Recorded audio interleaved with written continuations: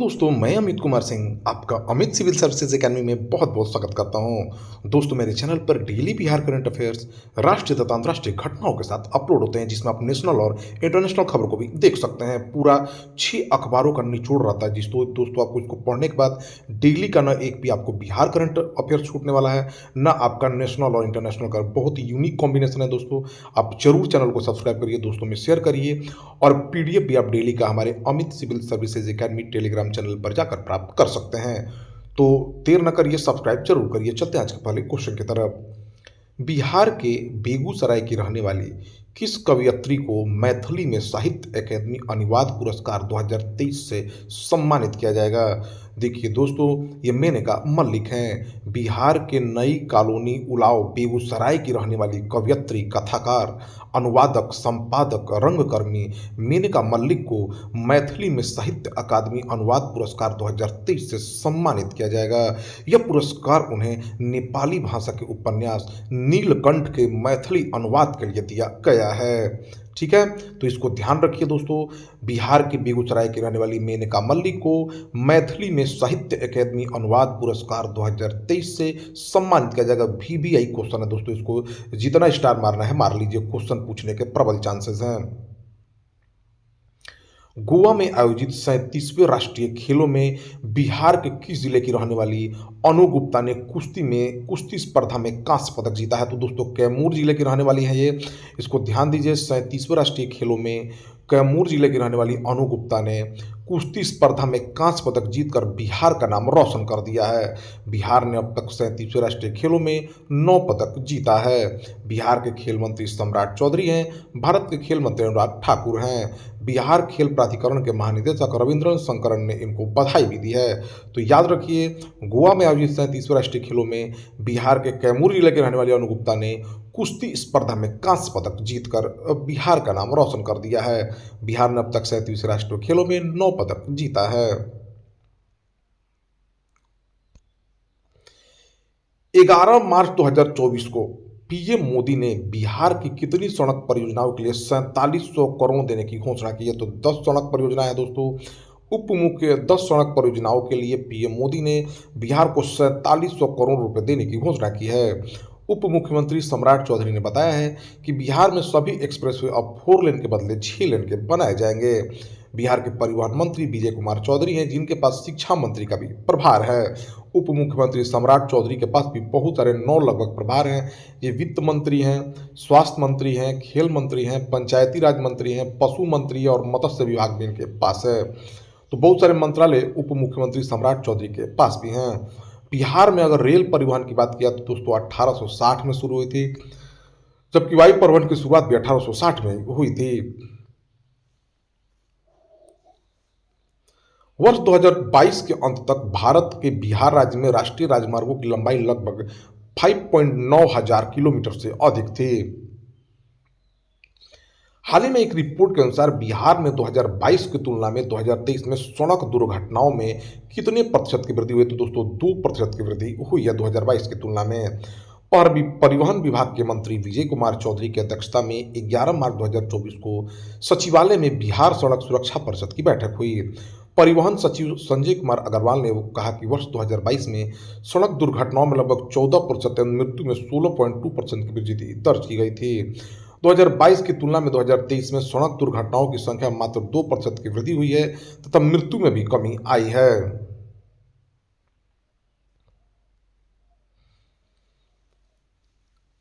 बिहार के किस संस्थान ने प्लास्टिक की ईंट तैयार की है?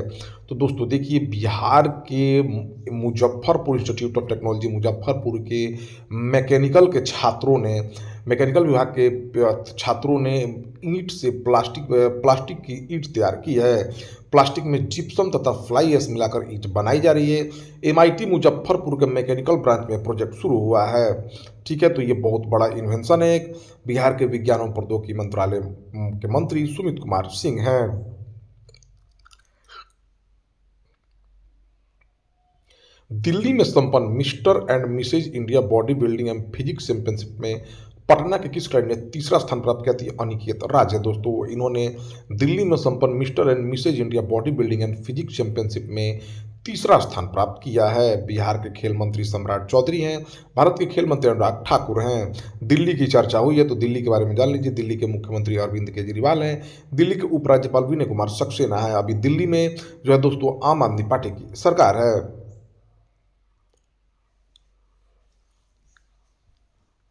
नेक्स्ट क्वेश्चन की तरफ चलते हैं।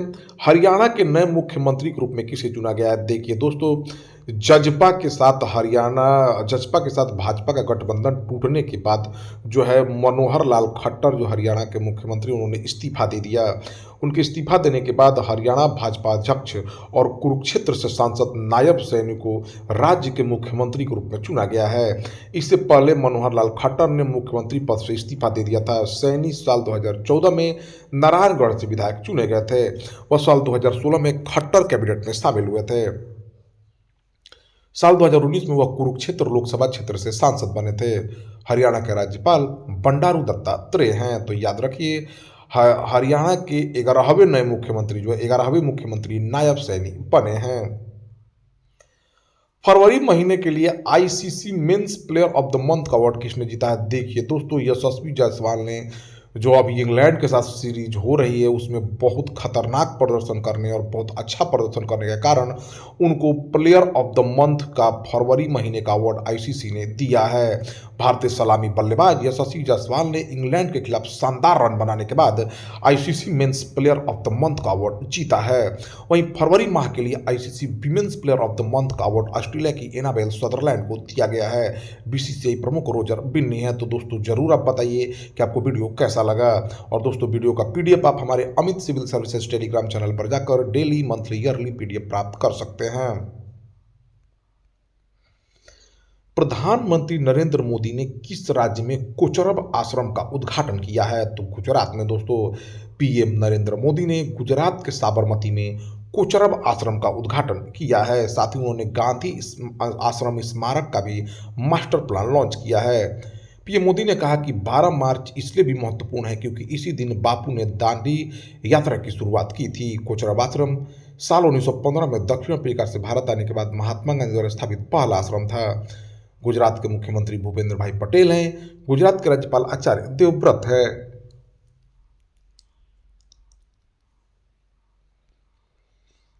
एक्सरसाइज कटलेस एक्सप्रेस 2024 का आयोजन किस देश में किया गया है? तो सेशल्स में। मल्टीनेशनल एक्सरसाइज कटलेस एक्सप्रेस 2024 का आयोजन 26 फरवरी से 8 मार्च 2024 तक सेशल्स के पोर्ट विक्टोरिया में आयोजित किया गया है। भारतीय नौसेना के जहाज आईएनएस तीर ने भारतीय दल का प्रतिनिधित्व किया। इस अभ्यास में 16 देशों ने भाग लिया। भारतीय नौसेना साल 2019 से इस अभ्यास में भाग ले रही है। सेशल्स हिंद महासागर में स्थित 115 द्वीपों वाला एक द्वीप समूह राष्ट्र है। सेशल की राजधानी विक्टोरिया है। मुद्रा यहाँ की सेशल्सी रुपया है। भारतीय नौसेना प्रमुख एडमिरल आर हरि कुमार हैं। सुभाष चंद्र बोस के जीवन पर आधारित एक डिजिटल प्रदर्शनी सुभाष अभिनंदन का शुभारंभ किसने किया है? तो अर्जुन राम मेघवाल ने। केंद्रीय कानून एवं न्याय मंत्री अर्जुन राम मेघवाल ने सुभाष चंद्र बोस के जीवन पर आधारित एक डिजिटल प्रदर्शनी सुभाष अभिनंदन का शुभारंभ किया है। यह प्रदर्शनी राष्ट्रीय अभिलेखागार में उपलब्ध दस्तावेजों पर आधारित है। गौरतलब है कि भारतीय राष्ट्रीय अभिलेखागार अपना 134वां स्थापना दिवस मना रहा है।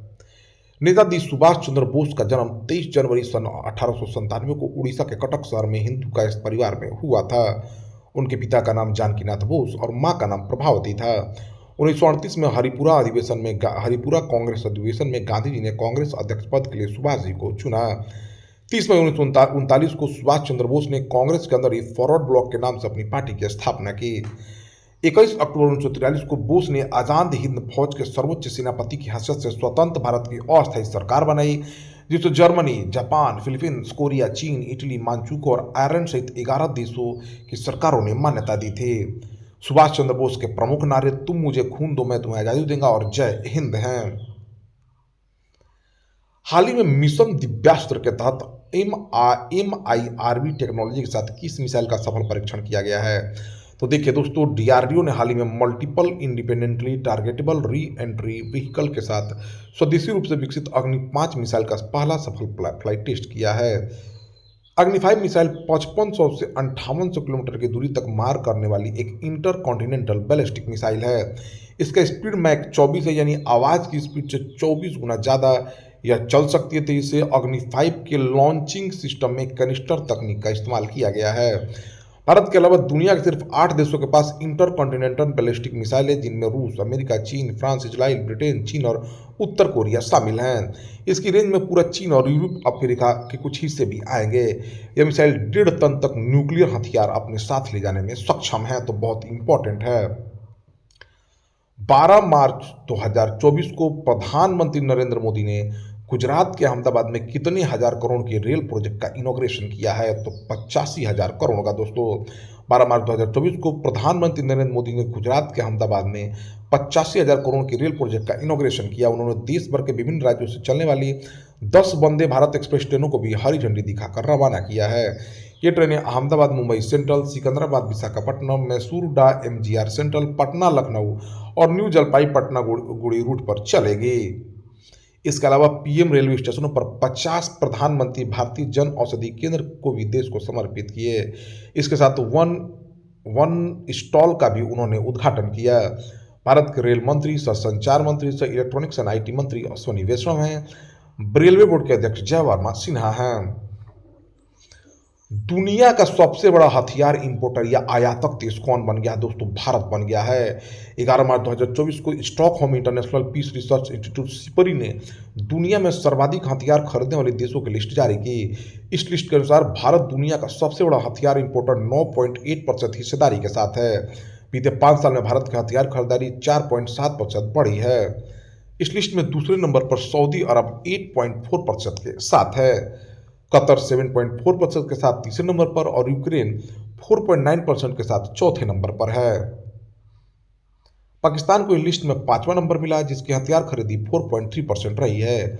एशिया में जापान में हथियार इंपोर्ट 155% बढ़ गया है। चीन के हथियार इंपोर्ट में 44% की कमी आई है। विश्व हिंदू परिषद का राष्ट्रीय अध्यक्ष किसे चुना गया है दोस्तों? तो यर्लागड्डा लक्ष्मी प्रसाद को चुना गया है दोस्तों विश्व हिंदी परिषद का राष्ट्रीय अध्यक्ष। विश्व हिंदी सम्मेलन 2023 का आयोजन फिजी में किया गया था। प्रमुख निर्यातक निकाय Federation of Indian Export Organisation का नया अध्यक्ष किसे चुना गया है? तो प्रमुख निर्यातक निकाय Federation of Indian Export Organisation का नया अध्यक्ष अश्वनी कुमार को चुना गया है। Federation of Indian Export Organisation की स्थापना 1965 में निर्यात संवर्धन संगठनों के एक शीर्ष निकाय के रूप में की गई थी। यह सोसाइटी पंजीकरण अधिनियम 1860 के तहत पंजीकृत निकाय है। इसका मुख्यालय दिल्ली में स्थित है। अप्रैल 2023 से जनवरी 2024 तक केंद्रीय वाणिज्य और उद्योग मंत्रालय के अनुसार भारत से कुल निर्यातित वस्तु 353 अरब डॉलर की थी।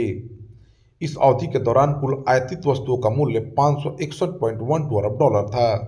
FIAO भारत के अंतर्राष्ट्रीय व्यापारिक समुदाय, केंद्र राज्य सरकारों और वित्तीय संस्थानों, बंदरगाहों, रेलवे और सतह परिवहन जैसे निर्यात व्यापार को सुविधाजनक बनाने वाले सभी निकायों को एक साथ मंच पर लाने के लिए महत्वपूर्ण भूमिका निभाता है। यह लगातार छठे वर्ष एशिया प्रशांत क्षेत्र में सर्वश्रेष्ठ हवाई अड्डे का खिताब किसने प्राप्त किया है? तो दोस्तों इंदिरा गांधी अंतर्राष्ट्रीय हवाई अड्डे ने। इंदिरा गांधी अंतर्राष्ट्रीय हवाई अड्डे ने अपनी उत्कृष्टता के लिए लगातार छठे वर्ष एशिया प्रशांत क्षेत्र में सर्वश्रेष्ठ हवाई अड्डे का खिताब प्राप्त किया है। यह जानकारी दिल्ली इंटरनेशनल एयरपोर्ट लिमिटेड ने 11 मार्च 2024 को दिया है। एयरपोर्ट काउंसिल इंटरनेशनल ने अपने सर्वे में पाया कि 2023 में 40 मिलियन प्रतिवर्ष की क्षमता रखने वाले एयरपोर्ट की श्रेणी में IGI एयरपोर्ट सबसे बेहतर है। तो दोस्तों यह रहा 13 मार्च 2024 के सभी इंपॉर्टेंट बिहार करंट अफेयर्स, राष्ट्रीय तथा अंतर्राष्ट्रीय खबरों के साथ। तो दोस्तों ऐसे ही वीडियो प्राप्त करने के लिए हमारे चैनल से जरूर जुड़े। डेली, मंथली, ईयरली PDF भी हमारे चैनल पर प्रोवाइड कराया जाता है। तो दोस्तों यकीन मानिए मेरे वीडियो को पढ़ने के बाद आपको एग्जाम में सफलता जरूर मिलेगी। तो हमारे वीडियो को देखते रहिए, चैनल को सब्सक्राइब करिए, दोस्तों में शेयर करिए और हमसे जुड़ते रहिए।